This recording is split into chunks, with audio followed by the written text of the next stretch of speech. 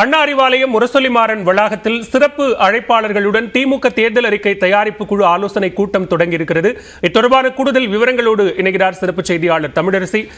இப்போ இந்த அறிக்கை தயாரிப்பு குழுவினுடைய கூட்டம் இரண்டாவது நாளாக அண்ணா அறிவாலயத்தில் நடக்கிறது. இன்றைக்கு எந்தெந்த பகுதி மக்களிடம் கருத்துக்கள் கேட்கப்படுகின்றன, விவரங்களை பதிவு செய்யலாம்.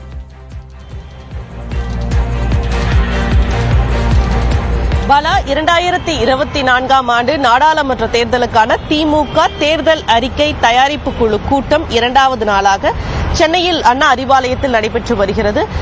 திமுகவின் துணை பொதுச் செயலாளர் கனிமொழி தலைமையில் 11 பேர் கொண்ட குழுவானது இந்த தேர்தல் அறிக்கை குழு அமைக்கப்பட்டது.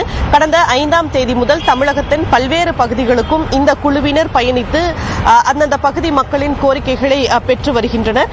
இந்த நிலையில் நேற்று சென்னையில் நடைபெற்ற கூட்டத்தில் திருவள்ளூர் மற்றும் காஞ்சிபுரம் மாவட்டங்களைச் சேர்ந்த விவசாய பிரதிநிதிகள், மாணவர் சங்கங்கள், அரசு ஊழியர்கள் உள்ளிட்ட பல்வேறு தரப்பினரிடம் கருத்துக்களை கேட்டறிந்தனர்.